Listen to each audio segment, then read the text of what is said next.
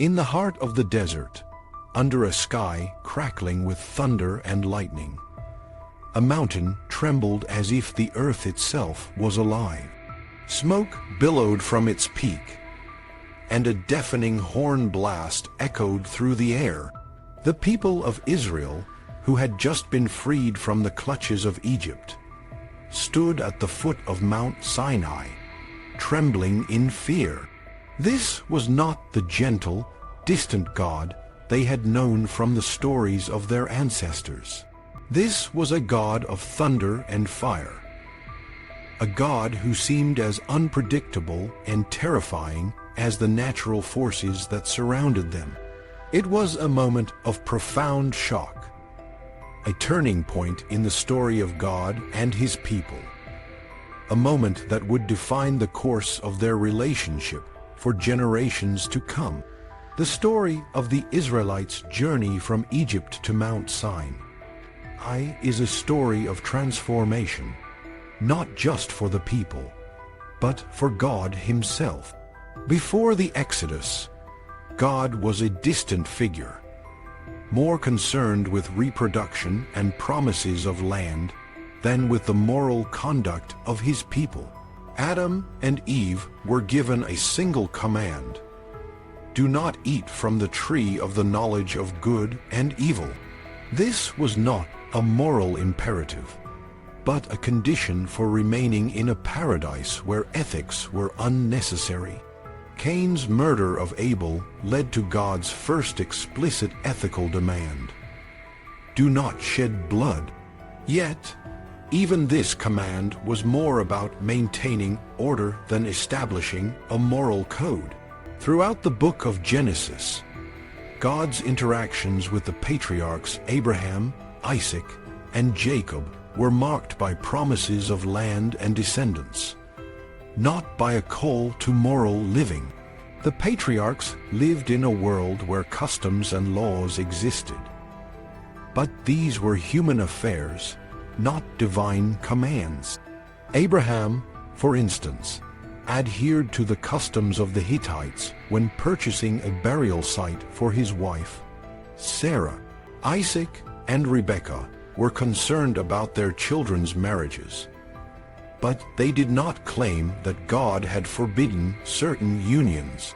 God's promises to the patriarchs were unconditional, suggesting that the existing social norms were sufficient for the time being. All of this changed when the Israelites left Egypt. The Exodus was not just a physical escape from slavery.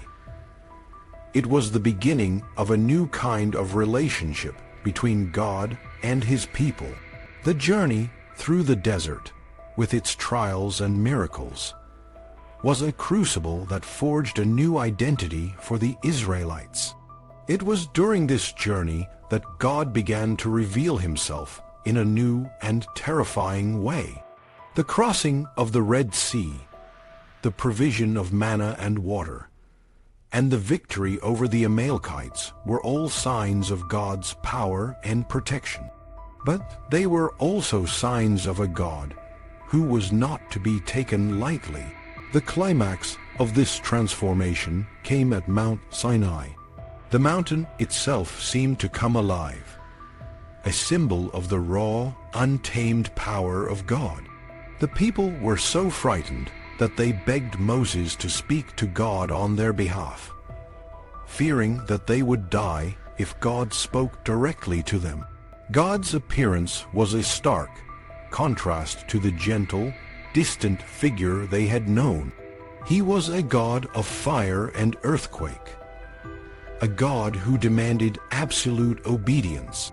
It was in this moment of fear and awe that God gave the Israelites the 10 Commandments, the foundation of a new moral code. The 10 Commandments were not just a set of rules. They were a covenant, a binding agreement between God and His people. The commandments were simple yet profound, covering the most basic aspects of human life: the worship of God, the sanctity of the Sabbath, the honoring of parents, and the prohibition of murder, theft, adultery, and false witness. These laws were not arbitrary. They were a reflection of God's own character, a call to live in a way that was just and right. The Book of the Covenant, which followed the Ten Commandments, expanded on these principles, providing detailed instructions for social and religious life. The laws covered everything from the treatment of slaves to the administration of justice, from the care of the poor to the conduct of worship.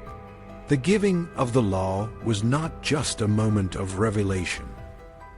It was a moment of transformation.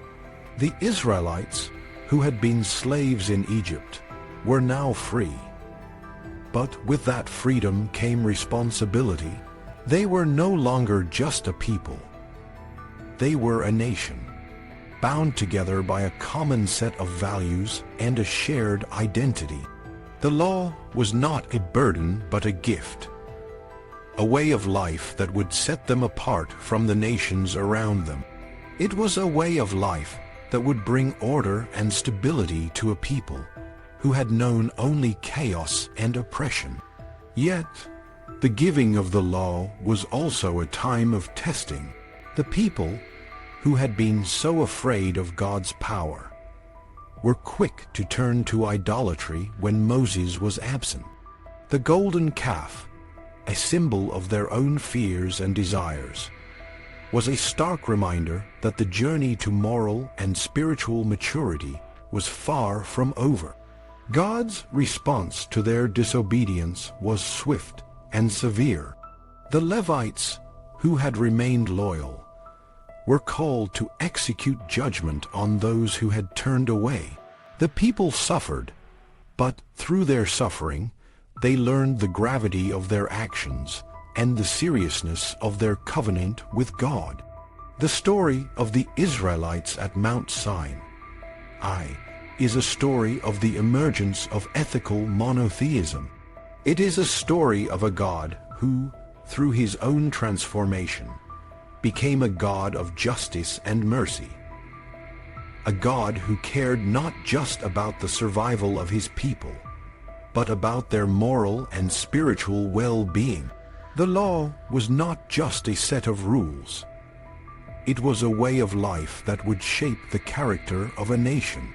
It was a way of life that would challenge the people to live in a way that reflected the character of their God. In the end, the story of Mount Sinai is a story of hope. Despite the fears and failures of the people, God remained faithful to his promises. He provided a way for the people to return to him, a way of reconciliation through the law and the sacrifices that accompanied it. The law was a bridge between God and his people, a reminder that even in the face of human weakness and sin, God's love and mercy were always available. The transformation of God and his people at Mount Sinai was a turning point in the history of the world. It was the beginning of a new way of thinking about morality and justice, a way that would influence the development of Western civilization.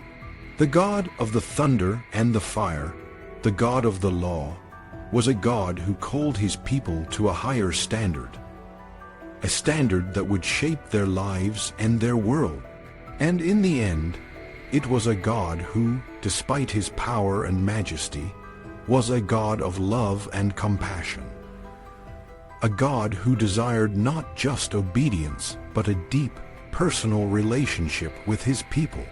The story of Mount Sinai is a story of transformation, a story of a God who, through his own change, became the God we know today. It is a story that continues to resonate, a story that challenges us to live lives of moral integrity and to seek a deeper relationship with the God who calls us to be his children.